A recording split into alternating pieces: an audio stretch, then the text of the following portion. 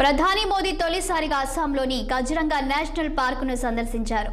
UNESCO ప్రపంచ వారసత్వ ప్రదేశంగా గుర్తింపు పొందిన కజిరంగా జాతీయ పార్కులో ఏనుగుపై సఫారీ చేశారు.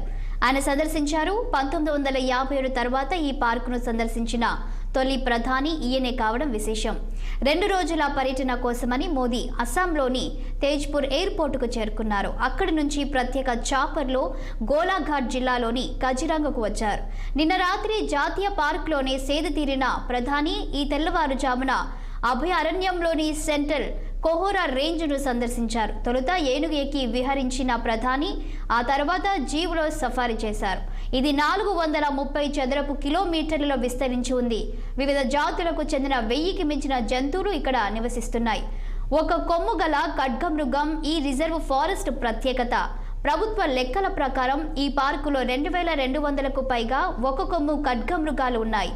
అలాగే ఈ పార్కు 180కు మించిన బెంగాల్ పులులకు నిలయం. కజిరంగా నేషనల్ పార్కు నమూనాను నాటి లార్డ్ కర్జన్ భార్య 1904లో రూపొందించారు. 1905 జూన్ 1న ఇక్కడ రిజర్వ్ ఫారెస్ట్ ఏర్పాటైంది. పార్క్ 430 చదరపు కిలోమీటర్లలో విస్తరించి ఉంది. 1908లో గోలాఘాట్ నాగౌ జిల్లాలను ఈ పార్కు కలిపింది. యునెస్కో దీనిని 1985లో ప్రపంచ వారసత్వ సంపదగా ప్రకటించింది. కజిరంగాను 2006లో టైగర్ రిజర్వ్గా ప్రకటించారు. ఈ పార్క్ నవంబర్ నుండి ఏప్రిల్ వరకు పర్యాటకుల కోసం తెరిచి ఉంటుంది. మే 1 నుండి అక్టోబర్ 31 వరకు పార్కును మూసివేస్తారు.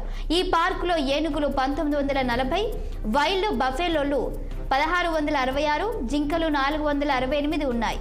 ఈ అరణ్యంలోని ప్రకృతి అందాలను, జంతువుల చిత్రాలను ప్రధాని కెమెరాలో బంధించారు.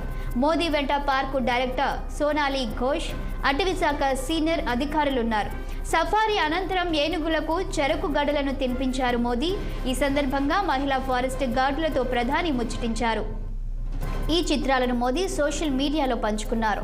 ప్రతి ఒక్కరూ కజిరంగా నేషనల్ పార్కును సందర్శించి ఇక్కడి ప్రకృతి అందాలను వీక్షించాలని కోరారు. పర్యటనలో భాగంగా ఈ మధ్యాహ్నం జోర్హాట్లో కమాండర్ లచిత్ బర్ఫుఖాన్ విగ్రహాన్ని ప్రధాని ఆవిష్కరించనున్నారు.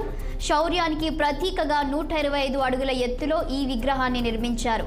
ఇక 18,000 కోట్ల రూపాయల విలువ కేంద్ర రాష్ట్ర ప్రాజెక్టులకు ప్రధాని శంకుస్థాపన ప్రారంభోత్సవాలు చేయనున్నారు.